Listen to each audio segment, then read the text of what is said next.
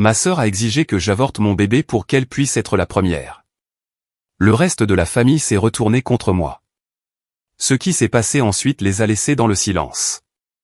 J'étais enceinte de 3 mois quand ma sœur Vanessa a convoqué une réunion de famille d'urgence. J'ai pensé que quelqu'un était peut-être mort. Au lieu de cela, je suis entré dans une intervention chirurgicale sur mon utérus. Vanessa était assise en bout de table comme si elle présidait un conseil d'administration. Maman et papa flanquaient ses côtés. Ma tante était là, même ma grand-mère avait été amenée en fauteuil roulant pour l'occasion. Nous devons discuter de ta situation, a dit Vanessa en croisant les mains. Elle avait 32 ans, j'en avais 28. Nous avions toujours été proches du moins, c'est ce que je croyais. Ma grossesse, ai-je demandé, confuse. Je l'avais annoncé 2 semaines plus tôt. Tout le monde avait semblé heureux. Des embrassades partout. Maman avait même commencé à tricoter. Oui. La mâchoire de Vanessa était crispée. Tu es en train de tout gâcher. J'ai eu un rire nerveux. Gâcher quoi? Mon calendrier. Elle a dit cela comme si j'aurais dû le savoir, comme si c'était évident. Je suis avec Tyler depuis 4 ans. Nous sommes censés nous fiancer à Noël, nous marier l'automne prochain et je dois être enceinte au printemps suivant. J'aurai 34 ans, l'âge parfait pour un premier bébé. Je l'ai dévisagé. D'accord. Et alors? Et alors, tu doubles dans la file d'attente. La pièce est devenue silencieuse. J'ai regardé autour de moi pour voir si quelqu'un allait dire que c'était une blague. Personne ne l'a fait. Mon père s'est raclé la gorge. Vanessa a raison, ma chérie. Elle est l'aînée. On n'est pas au restaurant, ai-je dit lentement. Il n'y a pas de file d'attente pour les petits-enfants. Mais Vanessa n'avait pas fini. Elle a sorti son téléphone et m'a montré un tableur, un véritable tableur avec des codes couleurs détaillant son plan quinquennal, étapes d'éducation, avancement professionnel, calendrier de mariage, fenêtre de conception optimale. Et juste là, surligné en rouge colère, se trouvait ma date d'accouchement. Le 10 juillet. Tu vas avoir le premier petit enfant, a-t-elle dit. La première petite fille ou le premier petit-fils. C'était censé être mon tour. Je n'ai pas fait ça pour te blesser, ai-je dit, mes mains couvrant instinctivement mon ventre. Liam et moi essayons depuis 1 an. Nous sommes prêts. Mais je me prépare depuis plus longtemps, a lancé Vanessa. J'ai la meilleure carrière, la plus grande maison, la relation la plus stable. Mon enfant devrait venir en premier. C'est d'une logique implacable. Maman est intervenue à ce moment-là. Chérie, Vanessa a travaillé si dur. Peut-être que tu pourrais juste attendre 1 an ou 2. J'ai eu l'impression de recevoir une gifle. Attendre? Je suis déjà enceinte. Eh bien, les yeux de Vanessa ont croisé les miens froids, calculateur. Il existe des options. La température de la pièce a semblé chuter. Es-tu en train de me demander de... Je dis que si tu aimes vraiment cette famille, tu considérerais ce qui est le mieux pour tout le monde, pas seulement pour toi-même. Je me suis levé si vite que ma chaise est tombée. Tu veux que j'avorte mon bébé pour que tu puisses avoir le tien en premier? Ne sois pas mélodramatique, a dit ma tante. Vanessa te demande juste de réfléchir à la hiérarchie familiale, à l'ordre naturel des choses. Ma grand-mère a enfin pris la parole, d'une voix frêle mais ferme. La fille aînée porte le premier héritier. C'est la tradition. Ta mère a attendu pour ma sœur. J'ai attendu pour ma cousine. Tu attends pour Vanessa. C'est de la folie, ai-je dit. C'est purement de la folie. Mais je pouvais le voir sur leur visage. Ils avaient déjà décidé. Le bébé de Vanessa serait le premier, où il y aurait des conséquences. Au cours des 2 semaines suivantes, ils ont mis cette menace à exécution. Maman a annulé notre sortie pour acheter les meubles du bébé. Papa a dit qu'il ne m'aiderait plus pour l'apport de notre nouvel appartement comme promis. Ma cousine a arrêté de m'envoyer des messages. Lors de mon échographie des 12 semaines, j'étais assise seule. Liam était en déploiement à l'étranger. Ma famille avait été invitée, personne n'est venu. Puis Vanessa est allée plus loin. Elle a appelé mon travail pour leur dire que j'avais des complications. Elle a contacté le cabinet de mon médecin en se faisant passer pour moi et a essayé d'annuler mes rendez-vous. Elle m'envoyait des articles sur les procédures d'avortement. Fais-le, c'est tout, m'a-t-elle écrit un soir. On pourra faire comme si ça n'était jamais arrivé. Tout le monde sera gagnant. J'ai bloqué son numéro. Mais le harcèlement a continué via d'autres membres de la famille. Des messages vocaux, des emails, des lettres, disant tous la même chose, j'étais égoïste. Je brisais la tradition. Je déchirais la famille. Les premiers coups de pied de mon bébé sont arrivés alors que je pleurais sur le sol de ma salle de bain, en lisant un autre message de ma mère me disant à quel point elle était déçue. À 16 semaines, mon médecin a remarqué que ma tension artérielle était dangereusement élevée. Le stress, a-t-elle dit. Je devais éliminer les sources de stress immédiatement. Je lui ai dit que ma famille entière était la source de stress et que je ne pouvais pas exactement les éliminer. Elle m'a regardé sérieusement et a dit, « Si, vous le pouvez. » Ce soir-là, j'ai changé de numéro de téléphone. J'ai bloqué tout le monde sur les réseaux sociaux. J'ai dit à mon propriétaire que personne prétendant être de ma famille ne devait avoir accès à mon appartement. J'ai parlé de la situation à mon patron après la tentative de Vanessa de me faire licencier.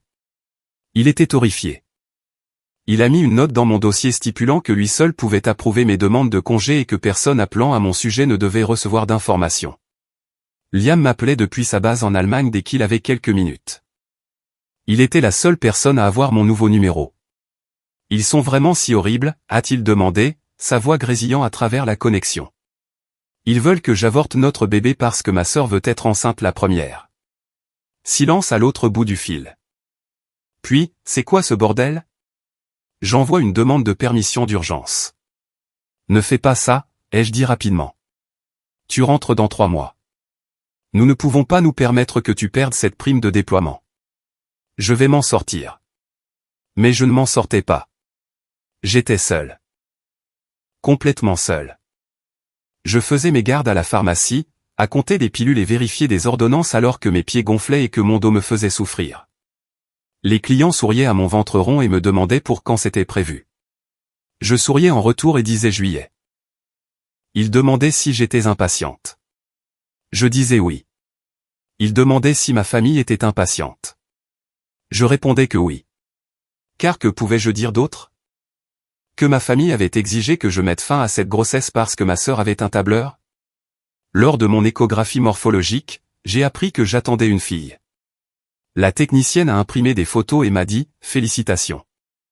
J'ai pleuré sur le parking pendant 20 minutes parce que je n'avais personne à appeler, personne avec qui partager la nouvelle. Ma fille donnait des coups et se retournait, inconsciente du fait que toute sa famille élargie l'avait rejetée avant même sa naissance. Je suis rentré chez moi et j'ai scotché les photos de l'échographie sur mon réfrigérateur. Juste elle et moi. Ça devrait suffire. J'ai fait des heures supplémentaires à la pharmacie pour économiser. Sans l'aide promise de mon père, nous ne pouvions pas nous offrir un logement plus grand. J'allais ramener un bébé dans un 2 pièces au mur fin, avec des voisins qui se plaignaient de tout. J'ai acheté des articles de bébé dans des dépôts-ventes et sur Facebook Marketplace.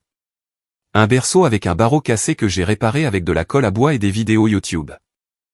Des bodys tachés mais propres, je les ai lavés 3 fois à l'eau chaude avec de la lessive pour bébé jusqu'à ce qu'ils soient doux et délavés.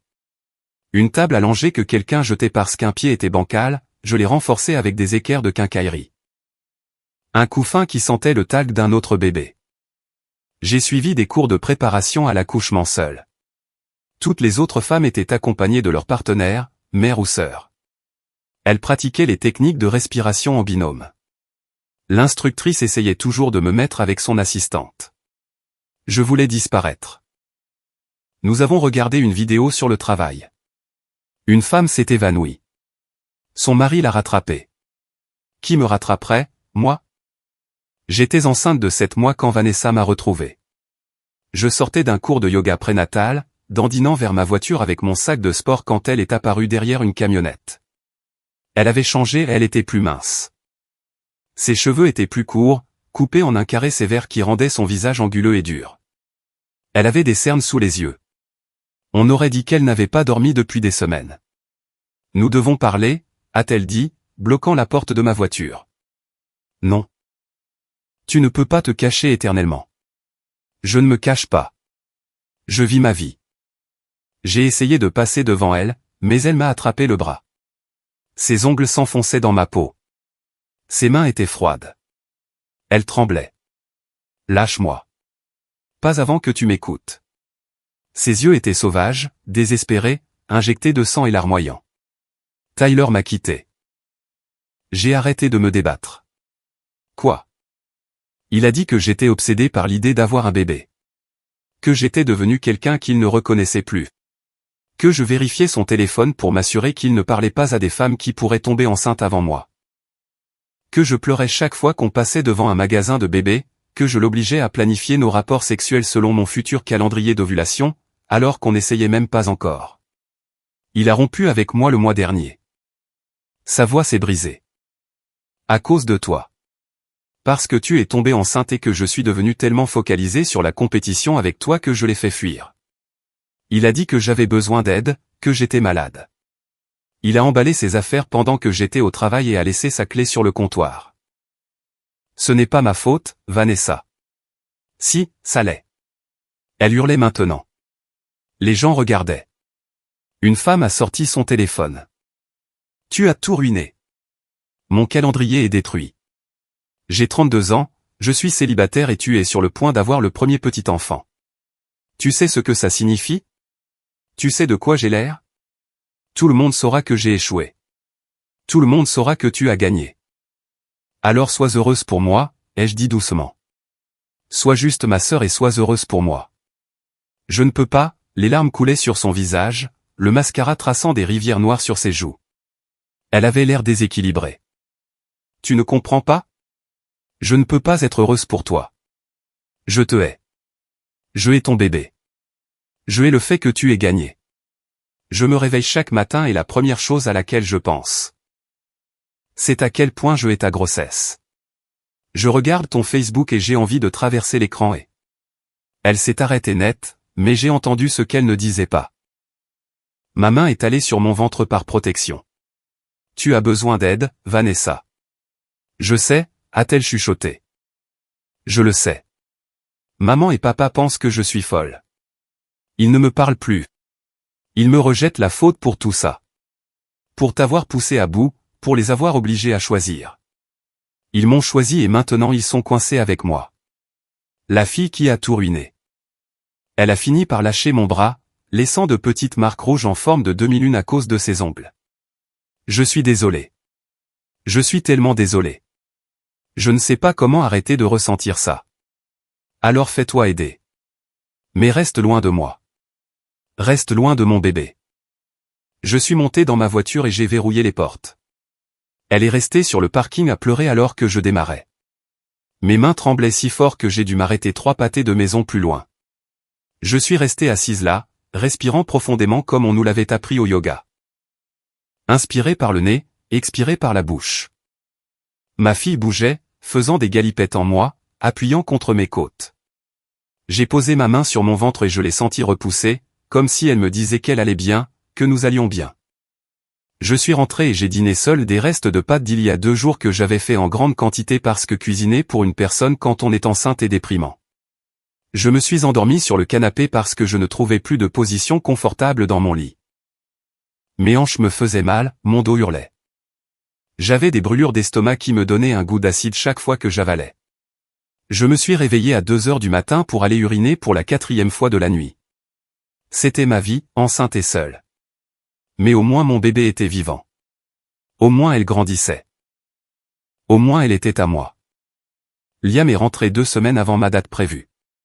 Je suis allé le chercher à l'aéroport à 6 heures du matin un jeudi. Il s'était laissé pousser la barbe et avait perdu du poids. Son uniforme tombait différemment sur sa carrure. Il sentait l'air recyclé des avions, la caserne et quelque chose d'autre que je ne pouvais nommer quelque chose d'étranger. Il m'a serré dans le terminal alors que je sanglotais contre son torse. Je suis là maintenant, répétait-il. Je suis là. Je te tiens. Tu n'es plus seul. Nous sommes rentrés dans la lumière du petit matin. Il gardait sa main sur mon ventre, sentant notre fille bouger. Elle est tellement active, a-t-il dit avec émerveillement. Elle est toujours comme ça, surtout la nuit, lui ai-je dit. Elle donne des coups dans ma vessie et je dois aller aux toilettes toutes les heures. Il a ri. C'est bien ma fille, déjà en train de chercher les ennuis. Nous avons installé la chambre du bébé ensemble dans ce qui nous servait de bureau. C'était petit. Le berceau tenait à peine à côté de la commode. Il n'y avait pas de place pour un fauteuil à bascule, j'avais donc acheté un fauteuil d'allaitement pliant. Mais Liam a peint des nuages au plafond avec une éponge et de la peinture bleue et blanche. Il a installé une veilleuse étoilée qui projetait des constellations sur les murs. Il a construit la table allongée avec des pièces d'occasion, renforçant les joints avec de la colle et des vis pour qu'elle ne vacille pas lors d'échanges. Nous avons accroché des rideaux que j'avais cousus avec du tissu en promotion, violet clair à pois blanc. Ce n'était pas parfait. Ça ne ressemblait pas aux chambres Instagram avec des thèmes coordonnés et des meubles hors de prix, mais c'était à nous. Nous l'avions fait avec nos mains, notre argent et notre amour. Ma poche des os a rompu à 3h17 un mardi. Je me suis réveillée mouillée et confuse. Puis la première contraction est arrivée et j'ai compris. Liam, ai-je dit en le secouant. Liam, c'est le moment. Nous avons attrapé le sac d'hôpital préparé depuis des semaines et avons conduit à travers les rues désertes. La ville dormait. Les feux clignotaient au jaune. Liam m'a tenu la main à chaque contraction. Il les chronométrait sur son téléphone, toutes les 6 minutes, puis 5, puis 4. Il respirait avec moi, inspiré par le nez, expiré par la bouche. Il me disait que j'étais forte et belle et que je me débrouillais à merveille. Il a brûlé des feux rouges. Nous sommes arrivés à l'hôpital à 4 heures du matin. Ils m'ont mise dans un fauteuil roulant même si je pouvais marcher. Règlement de l'hôpital. Ils m'ont monté au service maternité. L'infirmière m'a examiné et a dit que j'étais dilatée à 4 cm. Bonne progression. Elle m'a branché au moniteur, un pour les contractions, un pour le cœur du bébé. Le son remplissait la pièce. Boum, boum, boum, boum. Rapide et régulier. En bonne santé. Le travail a duré 19 heures. 19 heures de contractions qui me donnaient l'impression que mon corps était fendu en deux. J'ai vomi 4 fois de la bile verte parce que je n'avais pas mangé. J'ai pleuré. J'ai hurlé. J'ai supplié pour une péridurale. Ils ont appelé l'anesthésiste. Il était en chirurgie. J'ai dû attendre 2 heures de plus. Quand il est enfin arrivé, j'étais dilaté à 7 cm et je sanglotais. Liam me maintenait immobile pendant que le médecin insérait l'aiguille dans ma colonne vertébrale. « Ne bouge pas », a-t-il dit. Je dois rester parfaitement immobile. J'ai serré les bras de Liam assez fort pour lui laisser des bleus. La péridurale a fait effet en quelques minutes. Le soulagement a été si intense que j'ai pleuré à nouveau, cette fois de gratitude. Liam n'est jamais parti. Il me donnait des morceaux de glace pilés dans un gobelet en plastique rose. Il appuyait sur mon dos pendant les contractions, même après la péridurale car je sentais encore la pression. Il me racontait des histoires sur l'Allemagne pour me distraire à la nourriture, les gens, les bâtiments qui avaient survécu aux guerres, il me disait qu'il pensait à moi et au bébé chaque jour, qu'il comptait les heures jusqu'à son retour. Quand l'infirmière a dit qu'il était temps de pousser, il a tenu ma jambe, a compté et a dit « Tu peux le faire. Je vois ses cheveux. Elle a les cheveux foncés. Tu y es presque. Juste une poussée de plus. Tu es si forte. Je suis si fier de toi. Encore une. Encore une. Voilà. Elle est là. Je la vois. Je vois notre fille. » Ma fille est née à 22h47 le 8 juillet, 2 jours avant la date prévue. Elle pesait 3,2 kg. Elle avait une tête pleine de cheveux noirs collés et couverts de vernix blanc. Elle avait le nez de son père et des narines larges et une petite pointe retroussée. Quand ils l'ont posée sur ma poitrine, encore couverte de vernix, de sang et de liquide amniotique, encore reliée au cordon ombilical qui pulsait de sang, elle a ouvert les yeux et m'a regardé droit dans les yeux. Des yeux bleus foncés, curieux, alertes, découvrant le monde pour la première fois, me découvrant moi. « Salut, ma petite fille », ai-je chuchoté à travers mes larmes. « Je suis ta maman. Je suis ta maman, et je t'aime tellement. J'avais tellement hâte de te rencontrer. Tu es si belle. Tu es parfaite. » Liam pleurait. Les infirmières souriaient. Quelqu'un a pris une photo. Ma fille a fait un petit miaulement et a étiré ses doigts. Je les ai comptés, 10 doigts parfaits avec des ongles minuscules comme des coquillages. 10 orteils parfaits qui se recroquevillaient quand je les touchais. Un univers contenu dans 3 kilos. Mon univers. Nous l'avons nommé Iris, d'après la grand-mère de Liam que je n'avais jamais rencontrée mais qui, selon lui, m'aurait aimé, qui aurait pris ma défense contre ma famille, qui aurait été là. Iris Rose. Pas de deuxième prénom familial. Pas de tradition. Pas de transmission du prénom de ma mère ou de ma grand-mère. Juste un nom que nous aimions tous les deux. Un nom qui n'appartenait qu'à elle. La chambre d'hôpital était calme. Il n'y avait pas de visiteurs. Pas de fleurs des grands-parents. Pas de ballons des tantes. Pas d'ours en peluche des cousins. Juste nous trois, notre petite famille. Liam dormait sur le fauteuil à côté de mon lit, toujours dans ses vêtements de voyage parce qu'il n'était pas rentré se doucher ou se changer. Iris dormait dans son berceau, faisant de petits bruits de museau comme un chaton. Ses mains étaient serrées en petits poings. Sa bouche bougeait comme si elle rêvait de téter. Je restais éveillé, à la fixer, mémorisant son visage. La courbe de sa joue, la façon dont ses sourcils se fronçaient quand elle rêvait, la petite tache de naissance sur son omoplate droite, chaque détail. Une autre infirmière est entrée à 2 heures du matin pour vérifier mes constantes. Elle était plus âgée, environ 60 ans, avec des cheveux gris et des yeux bienveillants. Elle a regardé Iris et a souri. « Premier bébé ?» a-t-elle demandé.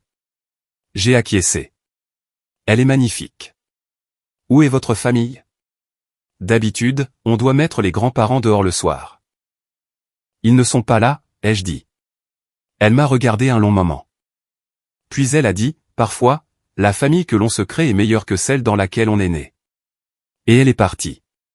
Le deuxième jour, une autre infirmière est entrée avec une tablette.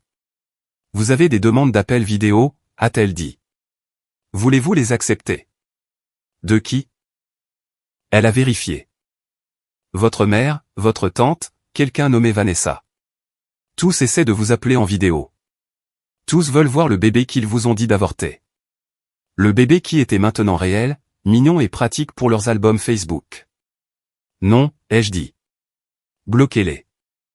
L'infirmière a hoché la tête et a pris une note sur l'ordinateur.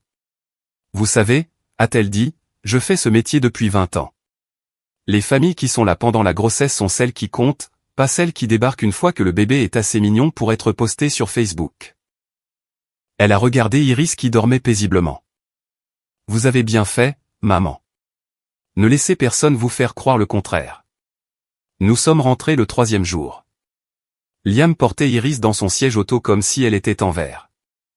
Il l'a installée sur le siège arrière en suivant les instructions que nous avions regardées cette fois sur YouTube. Il conduisait à 20 km/h sous la limite de vitesse. Chaque bosse le faisait grimacer. Je bougeais comme une vieille femme, encore endolorie et perdant du sang, avec l'impression que mes organes allaient tomber. Nous avions les sous-vêtements en filet géant de l'hôpital et des serviettes de la taille de matelas. Très glamour. Notre appartement n'avait jamais semblé aussi petit ou aussi parfait. Cette première nuit, Iris a pleuré pendant 3 heures d'affilée.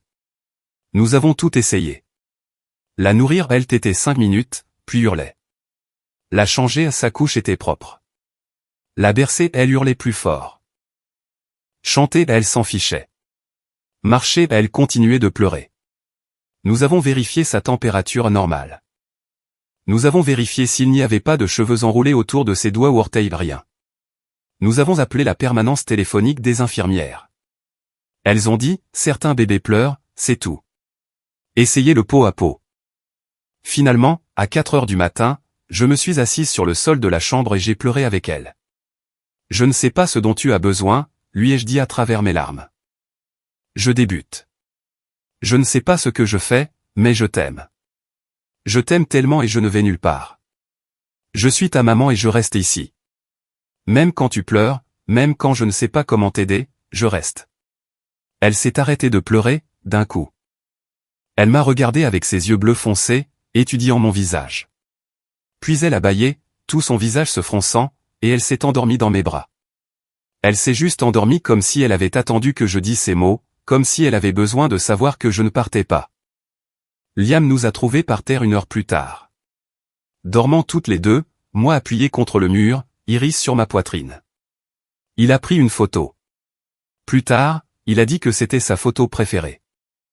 Pas les photos professionnelles de nouveau-nés pour lesquelles nous avions payé, où Iris posait dans un panier avec une couronne de fleurs. Juste Iris et moi, épuisés, réelles, survivantes. Les messages Facebook ont commencé à affluer quand j'ai posté une unique photo 3 jours plus tard. Juste la main minuscule d'Iris enroulée autour de mon doigt. Pas de visage, pas de légende. En 1 heure, j'ai reçu 47 messages. Ma mère était la première, elle est magnifique. Quand pouvons-nous la rencontrer?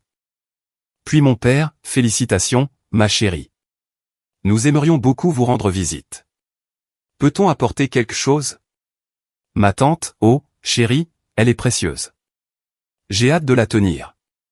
Mes cousins, des gens dont je n'avais pas eu de nouvelles depuis des mois, tous soudainement intéressés. Tous voulant rencontrer le bébé qu'ils avaient essayé d'effacer. Tous agissant comme si de rien n'était. Comme s'ils n'avaient pas exigé que je l'avorte. Comme s'ils ne m'avaient pas harcelé pendant toute ma grossesse. Comme s'ils ne m'avaient pas abandonné lors des échographies et des rendez-vous médicaux, comme s'ils ne m'avaient pas traité d'égoïste parce que je voulais mon propre enfant. Le message de Vanessa était le plus long, 3 paragraphes sur le fait qu'elle suivait une thérapie, qu'elle réalisait qu'elle avait eu tort, qu'elle voulait faire partie de la vie d'Iris, que la famille était importante, que les liens du sang sont plus forts que tout. Qu'elle travaillait sur elle-même, qu'elle espérait que je pourrais lui pardonner, que nos enfants pourraient être proches un jour, qu'elle voulait être la tante qu'Iris méritait. J'ai supprimé chaque message sans répondre. Liam me regardait faire tout en faisant faire son roi à Iris sur son épaule. « Ça va ?» a-t-il demandé. « Ils n'ont pas le droit de faire ça, » ai-je dit. Ils n'ont pas le droit de la rejeter puis de prétendre que tout va bien parce qu'elle est là. Qu'elle est réelle et qu'elle est pratique pour leurs albums Facebook. Ils n'ont pas le droit de l'ignorer quand elle grandissait en moi et de s'en soucier soudainement quand elle est mignonne et prête pour les photos. Alors, on leur dit quoi? Rien. On ne leur dit rien. Mais ils n'ont pas arrêté. Des lettres arrivaient à notre appartement, glissées sous la porte, laissées dans notre boîte aux lettres, scotchées sur le pare-brise de notre voiture. Des cadeaux apparaissaient sur notre perron, des vêtements de bébé avec les étiquettes, des marques de créateurs que nous ne pouvions pas nous offrir, des jouets trop avancés pour un nouveau-né, des livres sur les grands-parents, le tout accompagné de cartes implorant une chance. S'il vous plaît, laissez-nous la rencontrer. S'il vous plaît, donnez-nous une autre chance. Nous sommes désolés. Nous avons eu tort. Elle mérite de connaître sa famille. Nous avons changé. Vous nous manquez. Nous vous aimons. S'il vous plaît. J'ai tout jeté. Absolument tout. Liam voulait les renvoyer, mais j'ai dit non. Je ne veux rien d'eux. Pas leurs cadeaux, pas leur argent, pas leurs excuses. Ils ont fait leur choix. Ma mère s'est présentée un samedi matin à 7 heures. Je nourrissais Iris sur le canapé, encore en peignoir, les cheveux pas lavés depuis 3 jours quand on a frappé à la porte. Fort et avec insistance. Liam a ouvert, en simple jogging. J'ai entendu la voix de ma mère depuis la chambre. S'il te plaît, je veux juste la voir, juste 1 minute. Je ne la tiendrai même pas. Je regarderai juste depuis la porte. S'il te plaît. Non, a dit Liam fermement. Tu dois partir. C'est ma petite fille. C'est notre fille. Et tu n'as pas le droit de décider que tu tiens à elle maintenant. Tu as eu 9 mois pour t'en soucier. Tu as choisi de ne pas le faire. Ma mère a essayé de passer devant lui. J'ai entendu la bousculade. Entendu quelque chose se briser. Un cadre photo peut-être. J'ai entendu Liam dire, je vais appeler la police. Par maintenant ou j'appelle. Tu as 5 secondes. 5, 4. La porte a claqué. Iris a sursauté au bruit, mais a continué de téter. Ses yeux se sont levés vers moi, confus par le bruit, mais confiants. Liam est revenu vers le canapé, la mâchoire serrée. Une marque rouge sur son bras là où ma mère l'avait agrippé. Je demande une ordonnance de protection, a-t-il dit. Nous l'avons fait, contre tous, ma mère, mon père, ma sœur, ma tante, quiconque m'avait harcelé. Liam a imprimé chaque SMS, chaque email, chaque message vocal. Il a établi une chronologie. Il a inclus la tentative d'annulation de mes rendez-vous médicaux, les appels à mon travail, les visites impromptues à notre appartement, les cadeaux dont nous ne voulions pas, le harcèlement, des mois durant. Nous sommes allés au tribunal un mardi. La juge était une femme d'une 50aine d'années aux yeux pragmatiques. Elle a tout lu, chaque élément de preuve. Son visage se durcissait à chaque page. Quand elle est arrivée au SMS de Vanessa me disant d'avorter, elle a levé les yeux vers ma famille assise dans la salle d'audience. « Vous avez essayé de contraindre votre fille à mettre fin à sa grossesse ?» a-t-elle demandé à ma mère. Le visage de ma mère est devenu rouge. « Nous pensions juste que ce serait un meilleur moment », a-t-elle dit faiblement. Nous ne pensions pas qu'elle était prête. Nous pensions qu'elle devrait attendre d'être plus stable. Un meilleur moment, a répété la juge. Elle m'a regardé alors que je tenais Iris. Je l'avais habillée d'un body blanc avec des petits canards. Ses cheveux partaient dans tous les sens. Elle faisait des bruits de roucoulement et attrapait mon collier. « Madame, pouvez-vous me dire pourquoi vous estimiez que le moment n'était pas opportun ? » Ma sœur avait un plan, ai-je dit. Ma mère disait qu'elle était censée avoir le premier bébé. C'est la tradition familiale. L'aîné passe en premier. La juge l'a fixé un long moment. Et vous estimiez que cette tradition était plus importante que l'autonomie de votre fille ? Silence. Demande accordée. Aucun contact pendant 1 an. En cas de violation, nous l'étendrons indéfiniment. En cas de récidive, nous engagerons des poursuites pénales pour harcèlement. Est-ce bien clair ? Ma famille se tenait dans ce tribunal, l'air choqué, comme s'ils ne pouvaient pas croire qu'on en soit arrivé là, comme s'ils étaient les victimes. Vanessa a même pris la parole. « Vous faites ça pour un malentendu. » Je me suis levé, tenant toujours Iris. « Tu m'as dit d'avorter mon bébé, ai-je dit clairement. » Ma voix résonnait dans la salle. « Tu m'as envoyé des articles sur les procédures d'avortement tous les jours pendant 3 semaines. Tu as appelé mon travail et essayé de me faire licencier. Tu as annulé mes rendez-vous chez le médecin. Tu m'as harcelé pendant toute ma grossesse. Ce n'est pas un malentendu. C'est qui tu es. Et ma fille ne te connaîtra jamais. Elle ne saura jamais ce que tu as essayé de lui faire. Elle saura juste qu'elle a une mère qui l'a choisie. Qui s'est battu pour elle, qui l'a aimée assez pour perdre tout le reste. Nous sommes sortis par une porte latérale. Iris a dormi pendant tout ce temps, enveloppée dans une couverture violette que ma voisine, Madame Chen, avait tricotée. C'était une dame chinoise âgée qui vivait en face de chez nous. Elle avait entendu Iris pleurer un soir et avait frappé à notre porte avec de la soupe et la couverture. Pour le bébé, avait-elle dit, chaque bébé a besoin de quelque chose de doux. À 3 mois, Iris a souri pour la première fois. Pas un sourire réflexe, un vrai sourire. Liam lui faisait des grimaces pendant qu'il la changeait, tirant la langue et louchant. Et soudain elle a souri, un vrai sourire édenté qui a illuminé tout son visage. Nous avons tous les deux crié de joie, ce qui l'a fait sursauter et pleurer. Mais nous l'avons apaisée et elle a souri encore et encore. J'ai appelé la mère de Liam dans l'Oregon. Elle avait été notre seul soutien familial, envoyant des colis tous les 15 jours et appelant chaque dimanche, même si elle ne m'avait rencontré que 2 fois avant la naissance d'Iris. Elle a souri, lui ai-je dit à travers des larmes de bonheur. Iris a souri. Oh, chérie, a-t-elle dit, la voix chargée d'émotion. J'aurais tellement aimé être là pour voir ça. J'aimerais habiter plus près. Viens nous voir, ai-je dit impulsivement. Viens loger chez nous. Je sais que c'est loin, mais nous avons un canapé sur lequel tu peux dormir. S'il te plaît, viens rencontrer ta petite fille. Elle est arrivée 2 semaines plus tard. Nous sommes allés la chercher à l'aéroport. C'était une femme de 64 ans avec les yeux de Liam et le sourire le plus doux que j'ai jamais vu. Elle portait des chaussures confortables et un gilet avec des fleurs. Elle a tenu Iris pour la première fois dans le terminal de l'aéroport et a pleuré. Elle est parfaite, a-t-elle chuchoté, les larmes coulant sur ses joues. Vous deux, vous avez fait quelque chose de parfait. Regarde-la. Regarde-la seulement. Cette semaine-là a été ce que la famille est censée être. La mère de Liam, qui a insisté pour que je l'appelle Patricia, cuisinait pendant que je faisais la sieste.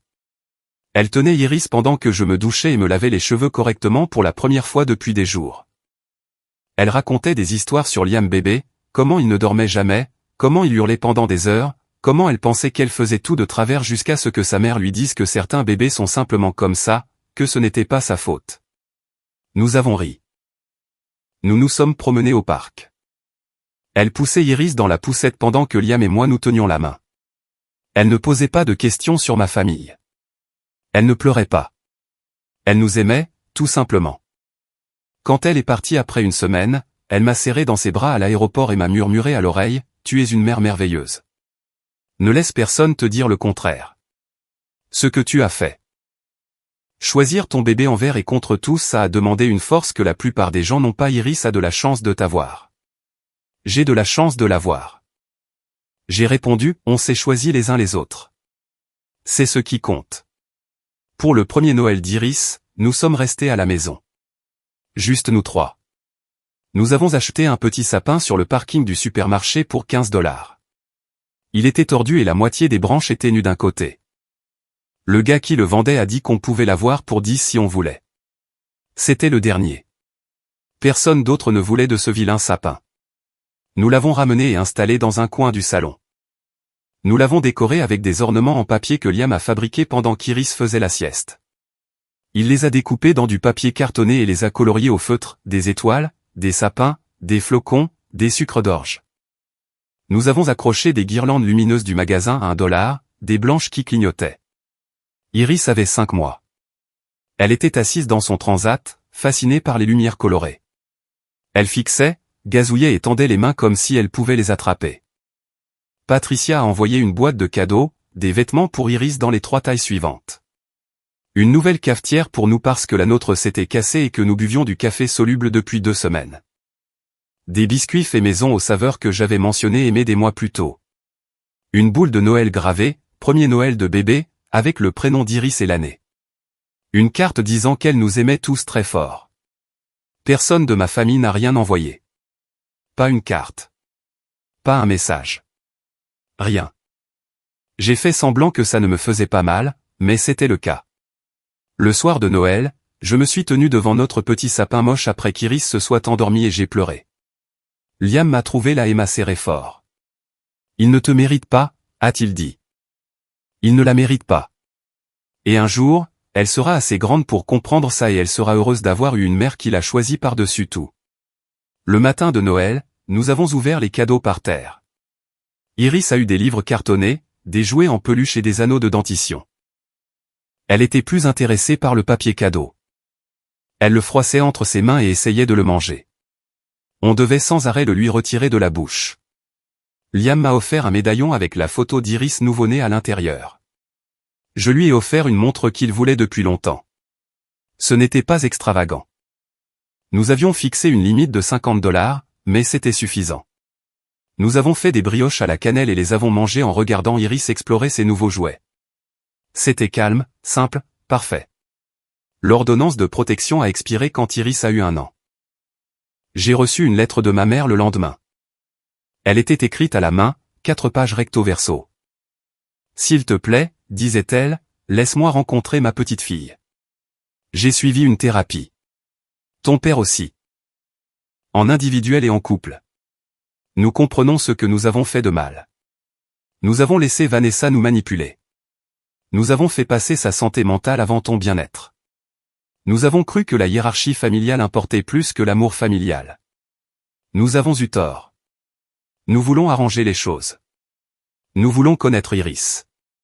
Nous voulons te connaître. S'il te plaît, donne-nous une chance. Une seule chance. C'est tout ce que nous demandons. » Je n'ai pas répondu. J'ai mis la lettre dans un tiroir et j'ai essayé d'oublier. Mais 2 semaines plus tard, on a sonné chez moi un samedi après-midi. J'ai ouvert sans regarder par l'œilleton. Ma mère se tenait là, l'air plus vieille, plus grise, plus mince. Elle avait perdu au moins 10 kilos. Son visage avait de nouvelles rides autour de la bouche. Ses yeux étaient rougis comme si elle pleurait souvent. « S'il te plaît » a-t-elle dit immédiatement. 5 minutes. C'est tout ce que je demande. 5 minutes pour m'excuser, pour la voir. Tu n'as pas à me laisser la tenir. Je resterai sur le pas de la porte. S'il te plaît. J'aurais dû refermer la porte, mais Iris est arrivée en trottinant, curieuse de voir cet inconnu. Elle venait d'apprendre à marcher 2 semaines plus tôt. Elle était instable, s'agrippant aux meubles, mais déterminée. Elle a attrapé ma jambe et a observé ma mère en suçant ses doigts. Le visage de ma mère s'est effondré en la voyant. Oh, a-t-elle soufflé. Oh, elle est si grande. Elle a tes yeux et le nez de Liam. Elle est magnifique. Elle est tellement belle. Qu'est-ce que tu veux, ai-je demandé. T'excuser? Auprès de moi? Auprès d'elle? Les mains de ma mère tremblaient. Elle serrait son sac si fort que ses articulations étaient blanches. J'ai eu tort. Nous avons tous eu tort. La manipulation de Vanessa, oui. Mais aussi ma peur de la décevoir. Mon besoin de maintenir la paix. Je l'ai choisi plutôt que toi. Plutôt que cet enfant précieux. Et je ne peux plus vivre avec ça. Ton père non plus. Nous nous réveillons chaque jour en pensant à tout ce que nous avons manqué. Sa naissance, son premier sourire. Sa première dent, son premier mot, ses premiers pas, tout. Nous avons tout manqué parce que nous avions peur de tenir tête à Vanessa. Tu arrives un an trop tard. Je sais. Des larmes coulaient sur son visage, tombant de son menton. Mais je suis là maintenant. Je demande une chance de ne pas être la grand-mère que j'aurais dû être dès le début. Je sais que je ne peux pas récupérer ce temps. Juste une chance d'essayer d'être quelque chose. N'importe quoi, s'il te plaît. Iris a serré ma jambe plus fort, se cachant derrière moi. Elle n'avait jamais rencontré cette femme, cette étrangère qui était biologiquement sa grand-mère, mais qui n'avait rien mérité. Elle n'avait aucune idée que cette femme avait autrefois exigé qu'elle n'existe pas, que cette femme avait priorisé un tableur par rapport à une vie humaine. Est-ce que c'est Vanessa qui t'envoie, ai-je demandé. Vanessa est en hospitalisation psychiatrique, a dit ma mère doucement. Dépression sévère et anxiété. Elle a fait une dépression nerveuse complète il y a 6 mois. Elle a essayé de se faire du mal. Ton père l'a trouvée dans le garage avec la voiture allumée. Elle est dans un centre depuis lors. Thérapie intensive. Médicaments, on lui a diagnostiqué un trouble obsessionnel compulsif et d'autres choses que je ne comprends pas tout à fait. Le médecin a dit que la pression que nous lui avons mise pour être parfaite l'a détruite. Et en essayant de la soutenir, nous t'avons détruite.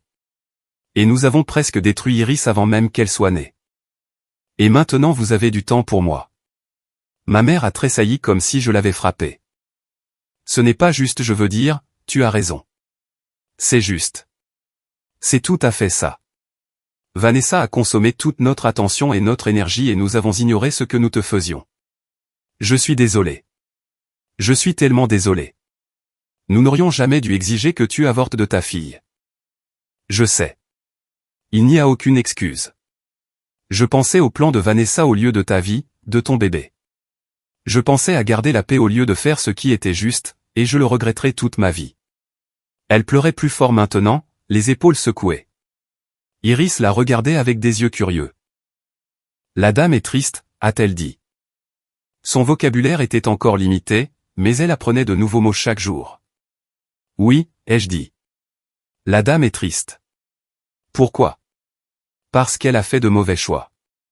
Ma mère m'a regardé. Est-ce qu'on peut recommencer lentement? Je ne demande pas le pardon. Je demande une chance de faire mieux, d'être meilleur pour elle. Elle a regardé Iris.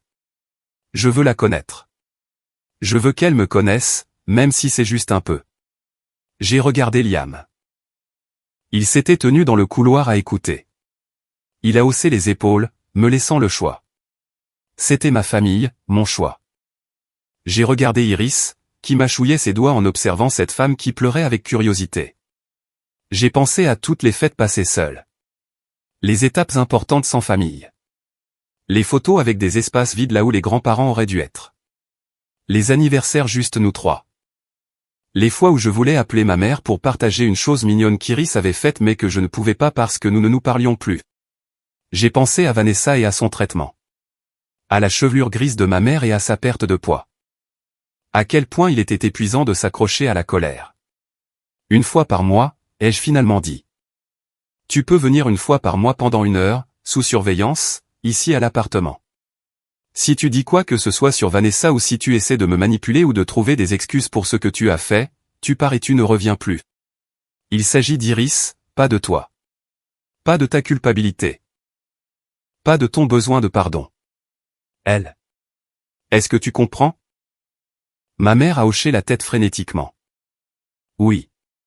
Oui. Merci. Merci infiniment. Je ferai mieux. Je te promets que je ferai mieux. Des actes, ai-je dit, pas des promesses. Tes promesses ne m'intéressent plus. La première visite a été gênante. Ma mère était assise sur le canapé comme une invitée dans un hôtel, les mains croisées, essayant trop d'en faire. Elle avait apporté un éléphant en peluche, gris avec des oreilles roses. Iris l'a pris, l'a jeté, et est retournée à ses cubes. Elle construisait une tour, empilant les cubes les uns sur les autres et riant quand ils tombaient. Ma mère la regardait comme si elle contemplait un miracle. Elle est si intelligente, a-t-elle dit. Elle a 1 an, mais regarde comment elle les empile. Elle est coordonnée. Elle a 1 an, ai-je répété. C'est un développement normal. Ma mère a hoché la tête et s'est tue. Après 45 minutes, j'ai dit que le temps était écoulé. Ma mère s'est levée immédiatement. Merci, a-t-elle chuchoté à la porte. Je ferai mieux la prochaine fois. Je serai meilleure. La deuxième visite a été pire.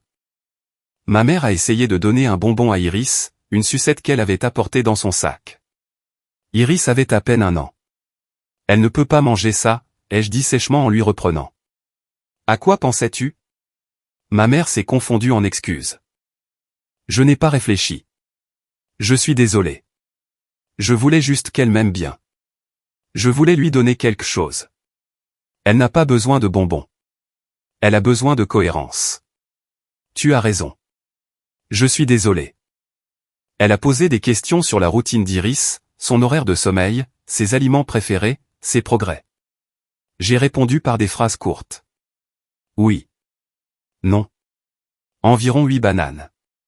Quand l'heure fut écoulée, je les raccompagnai. La troisième visite, ma mère a apporté des livres adaptés à son âge, des livres cartonnés avec des animaux et des couleurs. Elle a demandé si elle pouvait lire à Iris. J'ai dit, d'accord. Elle s'est assise par terre et a ouvert, la chenille qui fait des trous. Iris a grimpé sur ses genoux, comme ça, sans y être invitée, sans que je lui dise de le faire. Elle a juste grimpé sur les genoux de ma mère comme si c'était la chose la plus naturelle au monde et a mis son pouce dans sa bouche. La voix de ma mère tremblait pendant qu'elle lisait. Quand elle a fini, Iris lui a tendu un autre livre. Encore, a dit Iris. Ma mère m'a regardé, les larmes aux yeux, demandant la permission. J'ai hoché la tête. Elle a lu 4 autres livres. Bonsoir Lune, Ours brun, Chica Chica Boum Boum, où est Spot? Iris s'est endormie sur ses genoux pendant le dernier. Elle est si parfaite, a chuchoté ma mère. J'ai manqué tellement de choses. J'ai tout manqué. Sa première année. Je ne la récupérerai jamais. Non, ai-je dit, tu ne la récupéreras pas. Mais est-ce que je peux être là pour ce qui reste? J'ai pris Iris de ses bras, en faisant attention de ne pas la réveiller. La tête d'Iris est retombée contre mon épaule. Sa bouche était légèrement ouverte, avec un peu de bave sur le menton. Ça dépend de toi, pas de moi. Tu dois être présente. Vraiment présente. Pas quand ça t'arrange. Pas quand Vanessa est en traitement et que tu as du temps libre. Chaque mois, avec constance. Tu dois mériter cela. Je le ferai, a dit ma mère. Je te promets que je le ferai. Des actes, ai-je répété. Pas des promesses. Mon père est venu à la 4e visite. Il se tenait à la porte, l'air nerveux. Je peux entrer, a-t-il demandé. Je me suis écarté. Il a apporté un petit camion en bois qu'il avait fabriqué dans son garage, peint en rouge avec des roues noires. J'en fabriquais pour toi, m'a-t-il dit doucement. Quand tu étais petite. Tu avais toute une collection. J'ai pensé qu'Iris en aimerait peut-être un. Elle l'a aimé. Elle l'a fait rouler dans le salon en faisant des bruits de moteur. Vroom vroom. Mon père la regardait avec les yeux humides. Elle est parfaite, a-t-il dit. Elle est tellement parfaite. Je suis désolé, m'a-t-il dit. Pour tout ça. Pour avoir choisi un camp. Pour avoir été un lâche. Pour ne pas t'avoir protégé. Tu m'as dit d'avorter de mon bébé. Je sais. Parce qu'elle n'était pas née dans le bon ordre. Je sais. Est-ce que tu comprends à quel point c'est dément? Je le comprends maintenant. Il a essuyé ses yeux avec le revers de sa main. Le médecin de Vanessa a dit qu'elle avait fait une décompensation mentale complète.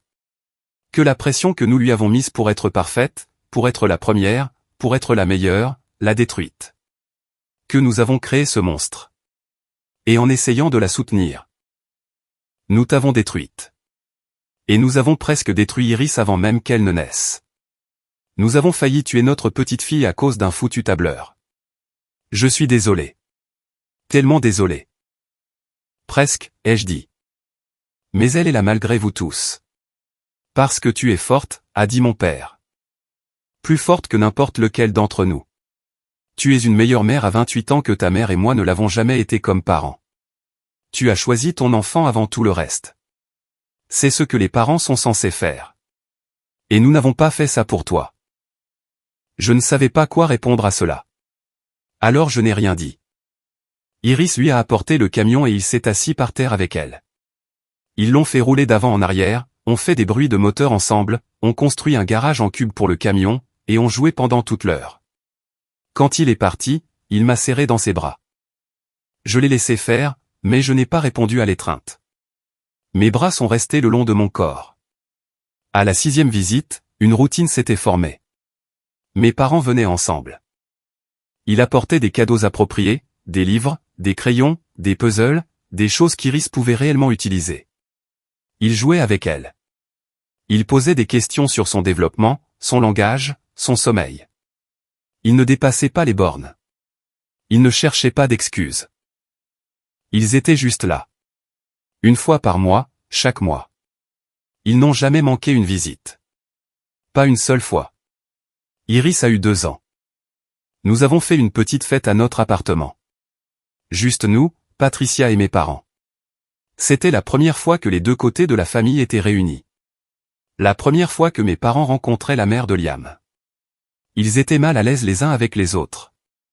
Polis mais rigides. Patricia avait apporté un gâteau fait maison en forme de papillon. Vanille avec une garniture à la fraise. Mon père a apporté des cubes en bois qu'il sculptait depuis des mois. Chaque cube avait une lettre peinte dessus, tout l'alphabet. Patricia a offert à Iris un tricycle avec des pompons sur le guidon. Iris a ouvert ses cadeaux, a mangé trop de gâteaux et a ri. Elle appelait ma mère, Gamma. Mon père et elle ont pleuré la première fois qu'ils l'ont entendue. Ce soir-là, après que tout le monde soit parti et qu'Iris dormait avec du glaçage encore sur le visage, ma mère a aidé à ranger. Merci, a-t-elle dit doucement en chargeant le lave-vaisselle. De nous avoir laissé revenir. Nous ne le méritons pas, non, ai-je acquiescé. Vous ne le méritez pas. Mais Iris mérite des grands-parents qui sont présents, alors c'est ce que vous allez être. Pas pour moi, pour elle. Vous êtes là pour elle. Et Vanessa, a demandé ma mère avec précaution. Quand elle sortira du traitement, elle veut rencontrer Iris. Quand elle sera prête, quand ses médecins diront que c'est bon. Ce n'est pas mon problème, ai-je dit. Elle va mieux. Elle est là-bas depuis presque 1 an. Thérapie intensive, gestion des médicaments. Ce n'est plus la même personne. Tant mieux pour elle. Elle veut s'excuser. En face à face. Elle t'a écrit des lettres, mais son thérapeute a dit qu'elle ne devrait pas les envoyer avant que tu sois prête. Alors son thérapeute devrait lui dire que je ne suis pas prête, et que je ne le serai peut-être jamais. Ma mère a hoché la tête. Elle n'a pas insisté. Elle a fini de charger le lave-vaisselle et est partie. Vanessa est sortie de traitement 6 mois plus tard. Je l'ai su parce que ma mère me l'a dit lors d'une visite. Elle n'a pas amené Vanessa. Elle n'a pas demandé si Vanessa pouvait venir. Elle a juste mentionné qu'elle était rentrée, qu'elle allait mieux, qu'elle vivait dans son propre appartement, qu'elle travaillait à temps partiel et qu'elle allait en thérapie 3 fois par semaine. Ce soir-là, une lettre est arrivée à mon appartement, non pas par la poste, mais déposée à la main dans ma boîte aux lettres. 5 pages recto verso, écrites de la main de Vanessa dans sa calligraphie soignée. Je suis désolé. C'est ainsi que ça commençait. 2 mots en haut de la première page, puis 4 pages et demie d'excuses, d'explications pas des excuses, écrivait-elle, juste du contexte sur son diagnostic, son traitement, ses médicaments, sa thérapie, sur le fait qu'elle réalisait qu'elle avait essayé de me forcer à avorter d'Iris. Sur le fait que cette pensée la rendait malade maintenant, sur le fait qu'elle comprenait si je ne lui pardonnais jamais, sur son souhait de rencontrer Iris un jour, pas comme quelqu'un d'important, écrivait-elle, juste comme quelqu'un qui l'aime, qui est désolé, qui essaie de devenir meilleur. Je n'ai pas répondu pendant 3 mois. J'ai lu la lettre plusieurs fois. Liam l'a lu. Patricia l'a lu quand elle est venue nous voir. Qu'est-ce que vous en pensez, leur ai-je demandé à tous les deux. Liam a dit que c'était à moi de voir, qu'il soutiendrait n'importe quelle décision. Patricia a dit que le pardon n'était pas pour Vanessa. Qu'il était pour moi, pour que je n'ai plus à porter cette colère. J'ai envoyé un SMS. Café. Lieu public. Aucune promesse. Nous nous sommes retrouvés dans un Starbucks un mercredi après-midi. Liam est resté à la maison avec Iris. Je suis arrivé la première, j'ai choisi une table près de la fenêtre et j'ai commandé un café noir que je n'ai pas bu. Vanessa est arrivée avec 10 minutes de retard, l'air nerveuse. Elle était plus charnue, plus douce. Son visage s'était arrondi. Ses cheveux étaient plus longs, sous les épaules, de leur brun naturel au lieu du blond teint qu'elle entretenait autrefois. Elle ne portait pas de maquillage, un jean et un pull. Elle avait l'air normal, pas la version sophistiquée et parfaite d'elle-même qu'elle présentait toujours. « Salut », a-t-elle dit. « Salut. » Nous sommes restés assis en silence pendant ce qui m'a semblé être des heures, mais qui n'a duré probablement que 2 minutes. Finalement, Vanessa a pris la parole. « Je ne vais pas chercher d'excuses. Ce que j'ai fait était impardonnable. J'ai laissé cette idée de perfection me consumer. Le besoin d'être la première, la meilleure. Maman et papa nous ont élevés dans la compétition. Et au lieu de briser ce cycle, je l'ai utilisé comme une arme contre toi. Contre ton bébé, contre Iris. J'ai lu son nom dans un des messages de maman. J'ai essayé de te blesser de la pire façon possible. J'ai essayé de te faire effacer ton enfant à cause d'un foutu calendrier. À cause d'un tableur. Tu te rends compte à quel point c'est dément aujourd'hui? Ça l'était déjà à l'époque, ai-je dit. Je sais, mais je ne pouvais pas le voir. J'étais tellement enfoncé dans cette obsession que je ne voyais rien d'autre. Le fait que Tyler me quitte a été la première fissure. Puis le fait que tu nous coupes les ponts. Puis le fait de voir maman et papa réaliser ce qu'ils avaient fait, ce que nous avions tous fait. Et là, j'ai craqué. Complètement craqué. J'ai essayé de me tuer. Maman te l'a dit? Elle l'a mentionné. J'étais assise dans le garage avec la voiture en marche. Papa m'a trouvé. Il m'a sauvé. Et j'étais tellement en colère contre lui de m'avoir sauvé parce que vivre avec ce que je t'avais fait était pire que de mourir. Vanessa pleurait maintenant. Des larmes silencieuses qu'elle n'essuyait pas. J'ai passé 1 an en traitement pour apprendre que j'ai des TOC. Que mon besoin de contrôle et de perfection était pathologique. Que la façon dont maman et papa nous ont élevés nous a bousillés toutes les deux. Mais ça m'a bousillé d'une manière qui m'a poussé à te faire du mal. Et je ne peux pas l'effacer. Non, ai-je dit, tu ne peux pas. Je veux la connaître, un jour. Si jamais tu me laisses faire, mais je comprendrai si tu ne le veux pas. À ta place, je ne le ferai pas. Je me dirais d'aller me faire foutre et de ne jamais revenir. J'y ai pensé. J'en suis sûr. Vanessa a ri un peu. Un rire triste et brisé. Maman me montre des photos quand je vais chez eux. Iris est magnifique. Elle l'est. Elle te ressemble. Elle ressemble à elle-même. Vanessa a hoché la tête. Elle pleurait toujours. Je suis en thérapie 2 fois par semaine.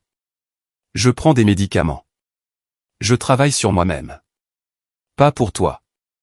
Pour moi. Parce que j'étais devenu quelqu'un que je ne reconnaissais plus. Quelqu'un de cruel. Quelqu'un qui a essayé de faire du mal à un bébé qui n'était même pas encore né Pars.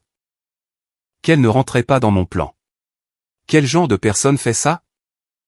Une personne malade, ai-je dit. Tu étais malade. Je l'étais. Je le suis toujours. Je le gère mieux maintenant. Mais j'aurai toujours ça en moi. Je devrais toujours travailler dessus. Et une partie de ce travail consiste à reconnaître ce que j'ai fait, à l'assumer, sans me cacher. Nous sommes restés assises encore 1 heure à parler. Sans rien réparer, sans pardonner, juste à parler. De son traitement, de son diagnostic, des médicaments qui l'aidaient, de la thérapie qui était dure mais nécessaire, de ma vie avec Iris, de ses livres, aliments et chansons préférés, de la difficulté d'être enceinte et seule, du fait que ma mère s'était finalement manifestée et essayait. Du fait que je ne savais pas si je pourrais un jour leur faire à nouveau pleinement confiance. Je n'ai pas besoin que tu me fasses confiance, a dit Vanessa alors que nous partions. J'ai juste besoin que tu saches que je suis désolé et que je suis là quand tu seras prête, si jamais tu le es un jour. Et si tu ne le es jamais, je le comprendrai aussi. Je suis rentré chez moi et j'ai serré Iris dans mes bras. Elle regardait un dessin animé à la télé en chantant. Liam pliait le linge. Je me suis assise sur le canapé et Iris a grimpé sur mes genoux. Maman, a-t-elle dit. Coucou maman. Coucou ma petite fille. Je t'aime. Moi aussi je t'aime tellement. Ce soir-là, après qu'Iris soit couchée, j'ai posté une photo sur Facebook. Iris, pour son 3e anniversaire, souriant devant son gâteau. Elle avait des couettes. Elle portait une robe violette. La légende était simple mais délibérée. Il y a 3 ans aujourd'hui, ma famille m'a dit d'avorter de cet enfant parce que ma sœur voulait avoir le premier petit enfant. Ils m'ont harcelé pendant toute ma grossesse. Ils m'ont abandonné quand j'avais le plus besoin d'eux. Aujourd'hui, elle est mon monde entier. À tous ceux qui luttent contre la pression familiale, votre bébé mérite d'exister. Ne laissez personne vous dire le contraire. Vous êtes plus fort que vous ne le pensez, et votre enfant vaut tout l'or du monde. Les réponses ont été immédiates. Des messages de soutien d'amis que je n'avais pas vus depuis le lycée. Des messages en colère de parents éloignés disant que je lavais mon linge sale en public. Des messages me traitant de courageuse. Des messages me traitant de vindicative. Un silence de ma famille proche. Puis, à 23 heures, mon téléphone a sonné. Vanessa ? J'ai vu ton post, a-t-elle dit. Et tu as raison. Iris mérite d'exister. Elle a de la chance de t'avoir comme mère. Quelqu'un qui s'est battu pour elle avant même qu'elle puisse se battre pour elle-même. Quelqu'un qui l'a choisi avant tout le monde et avant tout le reste. C'est ce que font les mères. Et j'ai essayé de t'empêcher d'être cela. Elle n'a pas de la chance, ai-je dit. Elle est juste aimée comme chaque enfant devrait l'être. De la façon dont nous aurions dû être aimés, sans condition, sans compétition, sans avoir à le mériter en étant la première, la meilleure ou la plus parfaite. De la façon dont nous aurions dû t'aimer, a dit Vanessa doucement. Oui, c'est vrai. Nous avons raccroché. J'ai vérifié Iris une dernière fois avant d'aller me coucher. Elle dormait sur le dos, les bras en croix comme si elle faisait des anges dans la neige, la bouche légèrement ouverte, en toute confiance, en toute sécurité, ignorant totalement la guerre qui avait été menée pour son existence. Et c'est ainsi que cela doit être. Elle ne devrait pas avoir à porter ce poids. C'était à moi de le porter. À moi et à eux. Cette famille qui nous avait laissé tomber toutes les deux de différentes manières. Mais en le portant, j'avais construit quelque chose de plus fort. Une famille qui se choisit, qui se bat l'un pour l'autre, qui est présente. Pas parce que la tradition l'exige, mais parce que l'amour le veut. Un amour réel, pas l'amour conditionnel dans lequel j'avais grandi. Pas un amour qui dépend du fait d'être la première, de suivre un calendrier ou de rentrer dans le plan de quelqu'un d'autre. Juste l'amour, simple, féroce et inconditionnel. Derrière moi, Liam a passé ses bras autour de ma taille. Tu es une super maman, a-t-il dit. Je suis la maman qu'elle mérite, ai-je répondu. La maman qui la choisira toujours, quoi qu'il arrive, peu importe qui est en face. Et Iris en valait la peine. Elle valait la perte de ma famille. Elle valait l'isolement, la douleur, chaque larme que j'avais versée, et chaque moment où j'étais resté seul dans les salles d'attente des médecins. Et chaque fois que je m'étais senti complètement abandonné, elle valait absolument tout. Et je le referais, 1000 fois, 1 million de fois. Je la choisirai toujours.